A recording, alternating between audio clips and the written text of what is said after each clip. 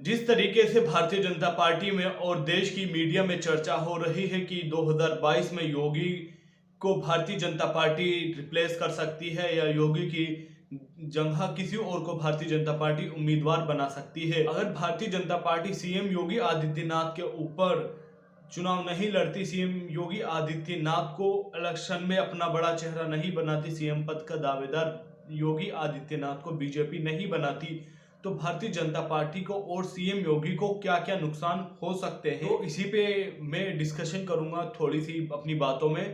तो अगर Bharatiya Janata party CM योगी को सीएम पद से हटा देती है, 2022 में किसी और चेहरे को लाती है, उसके बेसिस पे इलेक्शन लड़ती है 2022 का, तो ये भारतीय जनता पार्टी के लिए भी बहुत बड़ा नुकसान होगा और योगी के लिए भी बहुत बड़ा नुकसान होगा। भारतीय जनता पार्टी के लिए कैसे नुकसान होगा ये?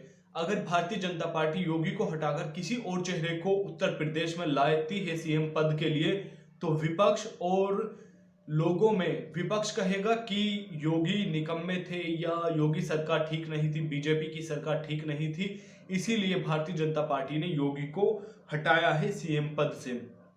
तो जनता में इस तरीके का मैसेज जाएगा कि ये सरकार ठीक नहीं चल रही थी, कोई ना कुछ ना कुछ तो कमी होगी ही जिस वजह से योगी को हटाया गया है।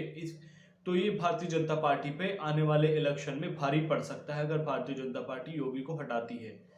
अब बताता हूं कि योगी के लिए किस तरीके से ये गलत होगा फ्यूचर की उनकी राजनीति के लिए। जो छवि योगी आदित्यनाथ की है भारतीय जनता पार्टी के बड़े लीडर्स में उनकी गिनती होती है। कुछ लोग तो ऐसा भी मानते हैं कि पीएम मोदी के बाद योगी आदित्यनाथ ही पीएम पद के उम्मीदवार होंगे भारतीय जनता पार्टी की तरफ से। अगर सीएम योगी को यहाँ से हटा दिया जाता है तो उनके लिए आगे के रास्ते बहुत मुश्किल हो जाएंगे, फिर वो पीएम नहीं बन पाएंगे। हालांकि मुझे लगता है कि भारतीय जनता पार्टी जितनी क्रिएटिविटी से, जितने इंटेलिजेंस के साथ में इलेक्शन लड़ती है, स्ट्रेटेजी बनाती है, मुझे नहीं लगता कि भारतीय जनता पार्टी योगी आदित्यनाथ को हटाएगी। तो दोस्तों, दोनों का ही नुकसान है, योगी आदित्यनाथ का भी और भारतीय जनता पार्टी का भी, अगर योगी को भारतीय जनता पार्टी यूपी से हटाती है तो। थैंक यू दोस्तों। अगर आपको ये वीडियो पसंद आया हो तो प्लीज़ अपनी राय भी बताएं।